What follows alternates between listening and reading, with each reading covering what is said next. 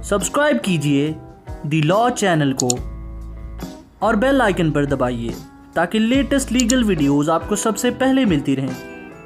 बिस्मिल्लाहिर्रहमानिर्रहीम, अस्सलाम वालेकुम। मेरा नाम मोहम्मद उमर ख़ान है और आज की इस वीडियो में मैं आप लोगों के साथ डिस्कस करने जा रहा हूं कि अगर आप लोग पाकिस्तान से लॉ करना चाहते हैं तो फिर कौन सी ऐसी बेसिक चीज़ें हैं जो आपको जान लेना ज़रूरी हैं। सबसे पहले मैं आप लोगों को ये बता दूं कि मेरी चैनल पर इस तरह का स्टफ़ बहुत सारा मौजूद है जिसमें आप लोगों को बताया गया है कि LLB में किस तरह एडमिशन लेना है, लॉ एडमिशन टेस्ट क्या चीज़ है, उसको प्रिपेयर किस तरह करना है, यूनिवर्सिटीज़ कौन कौन सी हैं, टॉप कौन कौन सी यूनिवर्सिटीज़ हैं और आपको कहाँ पर एडमिशन लेना चाहिए।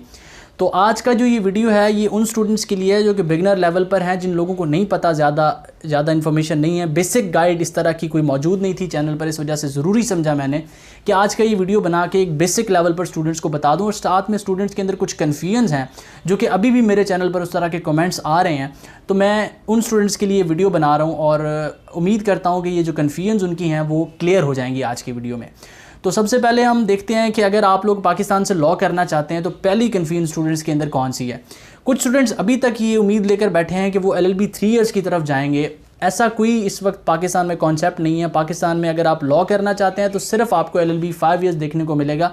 LLB 3 ईयर्स चंद एक जगह पर यूनिवर्सिटी ऑफ लंदन से एफिलिएशन में हो रहा है, लेकिन वो आपको करने की ज़रूरत नहीं है अगर आप लोग लॉ करना चाहते हैं, क्योंकि वो काफ़ी महंगा है। तो और चंद एक यूनिवर्सिटीज़ करवा रही हैं। तो फ़िलहाल हम पाकिस्तान तक ही रहते हैं। तो अगर आप पाकिस्तान में लॉ करना चाहते हैं तो फिर आपको LLB 5 ईयर्स की तरफ जाना पड़ेगा। ये कन्फ्यूजन अपने जहन से निकाल दें कि LLB 3 ईयर्स का कोई चांस मौजूद है।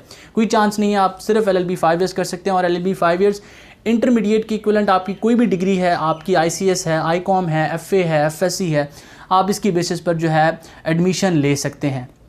अब दूसरी इंपॉर्टेंट चीज़ जो स्टूडेंट के लिए जान लेना ज़रूरी होती है वो ये कि आपके अप्रैल या मई में सेकंड ईयर के एग्ज़ाम्स होते हैं और उसके बाद आपको सबसे पहले जो चीज़ करनी होती है वो ये होता है कि आप लोगों को लॉ एडमिशन टेस्ट देना होता है। ये LLB 5 ईयर्स में एडमिशन लेने से पहले एक उसकी रिक्वायरमेंट है कि आप लोगों को HEC एक टेस्ट लेकर असेस करती है कि आप लोग एडमिशन लेने के काबिल हैं या फिर नहीं। 100 नंबरों का ये टेस्ट होता है। इस टेस्ट से रिलेटेड काफ़ी सारी वीडियोज़ मेरे चैनल पर मौजूद हैं। सब्जेक्ट्स के बारे में बता देता हूँ कौन से सब्जेक्ट होते हैं। इसमें जनरल नॉलेज होती है, पाकिस्तान अफेयर होता है, इंग्लिश होता है, मैथ होती है, इस्लामियात होती है और रिटन पोर्शन इसके अंदर इंक्लूड होता है।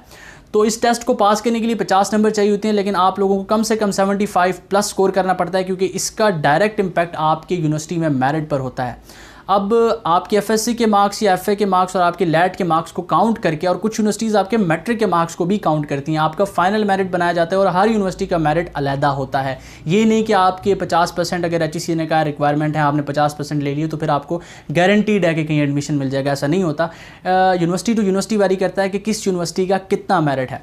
अब उसके बाद हम चलते हैं कि लॉ एडमिशन टेस्ट पास करने के बाद यूनिवर्सिटीज़ के एडमिशन कब ओपन होते हैं। फॉल और स्प्रिंग दो ऐसे सेशंस होते हैं जिनमें यूनिवर्सिटीज़ अपने एडमिशन्स ओपन करती हैं। बहुत सी यूनिवर्सिटीज़ 2 बार साल में एडमिशन ऑफ़र कर रही हैं और सिर्फ चंद एक जगहों पर जो है लॉ एनुअल में करवाया जा रहा है पब्लिक यूनिवर्सिटीज़ में। बाकी तमाम यूनिवर्सिटीज़ में जो है वो सेमेस्टर सिस्टम में लॉ करवाया जा रहा है। सेमेस्टर साल में 2 होते हैं और 5 साल में आपको 10 सेमेस्टर देखने को मिलते हैं। जबकि आप LLB एनुअल में जाते हैं 5 ईयर्स में तो फिर आपको 5 सालों में हर साल पेपर देने पड़ते हैं लॉ करने के लिए। अब जो फॉल में एडमिशन्स ओपन होते हैं वो नॉर्मली अगस्त या फिर सितंबर में यूनिवर्सिटीज़ ओपन कर देती हैं। अब काफ़ी सारे स्टूडेंट्स यहाँ पर कंफ्यूज हो जाते हैं कि उनका ये साल ज़ाया हो जाएगा और उनको जो एडमिशन मिलेगा वो अगले साल जनवरी या फेब में जो स्प्रिंग एडमिशन्स ओपन होते हैं यूनिवर्सिटी के दूसरे सेशन में, उन स्टूडेंट्स के लिए जो कि रह गए होते हैं उनमें आप लोग को एडमिशन मिलेगा। ये सरासर एक कन्फ्यूजन है जो आप लोगों के जहन में होती है। आप लोग लॉ एडमिशन टेस्ट दें, उसका 1 महीने में रिजल्ट आ जाता है, आप उसको पास करते हैं। आपके सेकंड ईयर का रिजल्ट अगर थोड़ा डिले होता है तो यूनिवर्सिटीज़ को भी पता होता है, वो अपनी मेरिट लिस्ट थोड़ा डिले कर देती हैं। वरना हर यूनिवर्सिटी का मेरिट लिस्ट, हर यूनिवर्सिटी का कैलेंडर इस हिसाब से डिज़ाइन किया जाता है कि आपके FSC का रिजल्ट भी आ जाए, ऊपर से आपके लैट के रिजल्ट भी आ जाए और उनका जो फाइनल मेरिट है वो बनाकर आप लोगों को एडमिशन दे दिया जाए।